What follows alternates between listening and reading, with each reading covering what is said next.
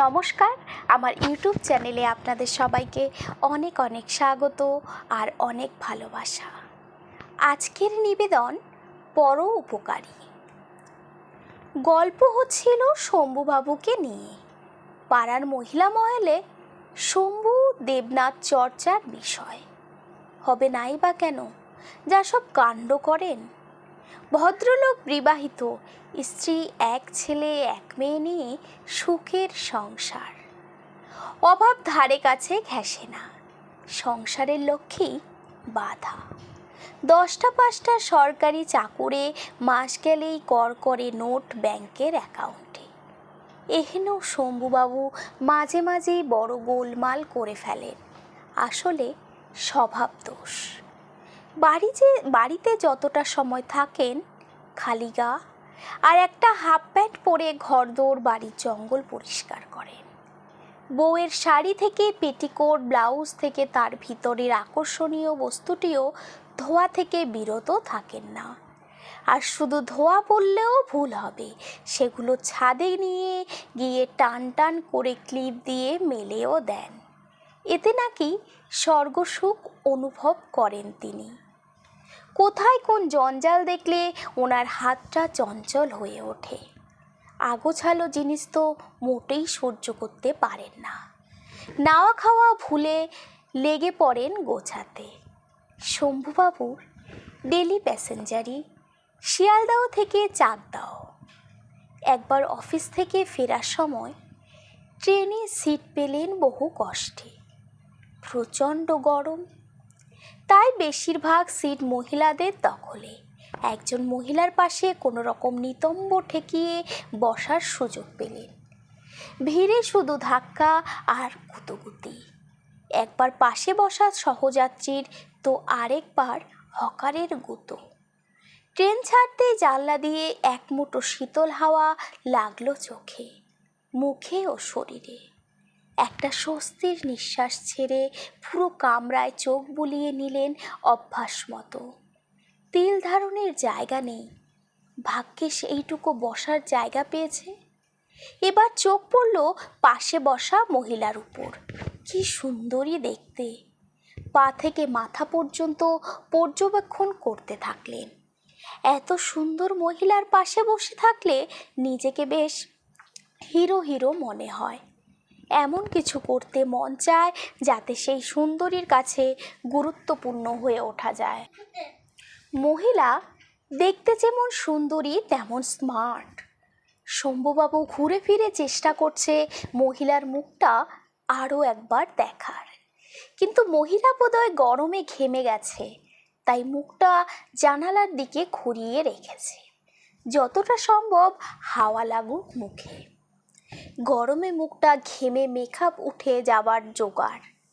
শম্ভুবাবু মহিলার মুখ দেখতে পাচ্ছেন না তো কি হয়েছে, পেছনটা খুঁটিয়ে খুঁটিয়ে দেখছেন।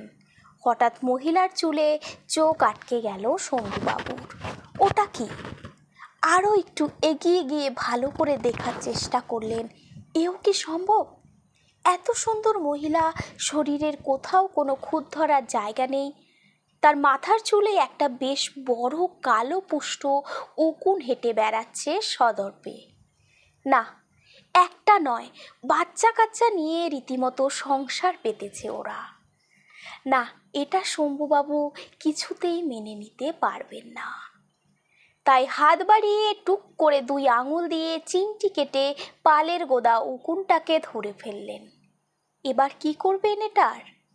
এদিকে একটা অচেনা সুন্দরী মহিলার মাথায় হাত পড়েছে দেখে ভদ্রমহিলা মুখটা ঘুরিয়ে শম্ভুবাবুর দিকে যতটা সম্ভব ক্রূর দৃষ্টিতে তাকাতেই শম্ভুবাবু বললেন, ম্যাডাম, এই নিন। এটা আপনার চুলের সৌন্দর্য নষ্ট করছিল, তাই আমি ব্যাটাকে ধরে ফেললাম। এবার ওর আপনি কি করবেন করেন। ঠাস করে একটা আওয়াজ হতেই শম্ভুবাবুর মুখের দিকে কামরার সকলে তাকিয়ে রইল। শম্ভুবাবু গালে হাত দিয়ে যতটা সম্ভব সবাইকে বোঝাতে লাগলেন তার দোষ কোথায়। সেদিন শম্ভুবাবুর অফিস ছুটির পরের দিন লক্ষ্মী পুজো। সারাদিন বাড়িঘর পরিষ্কার করে স্নানে ঢুকতে যাবে এমন সময় পাশের বাড়ির বৌদি সোমা ডাকতে ডাকতে ঢুকলো। ও বৌদি, তোমাদের বেলগাছ থেকে অল্প বেলপাতা দেবে? শম্ভুবাবুর স্ত্রী মিনতি, নাও সোমা, তোমার যতটা দরকার পেরে নিয়ে যাও। সোমা অনেক চেষ্টা করেও যতটা দরকার ততটা পারতে পারল না। এমন সময় সোমার চোখ পড়ল শম্ভুবাবুর উপর। ও জামাইবাবু, গাছ থেকে আর কটা বেলপাতা পেরে দেন না, আমি লাঠি দিয়েও পারতে পারছি না। শম্ভুবাবু আবার না করতে পারেন না। তরতরিয়ে উঠে গেলেন গাছে। ঝপাঝপ কতগুলো ডাল ভেঙে নিয়ে যেই না নামতে যাবে, কোমরের গামছা খুলে পড়ে গেল। বোস ঠেলা। গামছার নিচে যে কিছু পরা ছিল না সেই দিকে খেয়ালই ছিল না শম্ভুবাবুর। নিচে একটা বউ দাঁড়িয়ে আছে। সোমা বেলপাতা রেখে উমাগো বলেই দে দৌড়। মিনতি বাইরে এসে স্বামীর এই অবস্থা দেখে ঝাঁটা হাতে গাছের নিচে। শম্ভুবাবু ভয়েই গাছেই ঝুলে আছে। তারপর কি হয়েছিল কেউ জানে না, কারণ ওই অবস্থায় তো কেউ বাড়ির ভেতরেই ঢোকেনি। নমস্কার, আজকের গল্প এ পর্যন্ত। গল্পটি যদি আপনাদের ভালো লেগে থাকে তাহলে অবশ্যই আমার চ্যানেলটিকে সাবস্ক্রাইব করে আমার পাশে থাকবেন।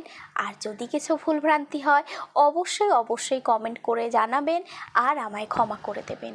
আর যারা আমার চ্যানেলটিকে সাবস্ক্রাইব করেছেন তাদেরকে জানাই অসংখ্য ধন্যবাদ। সবাই ভালো থাকবেন, সুস্থ থাকবেন, সাবধানে থাকবেন।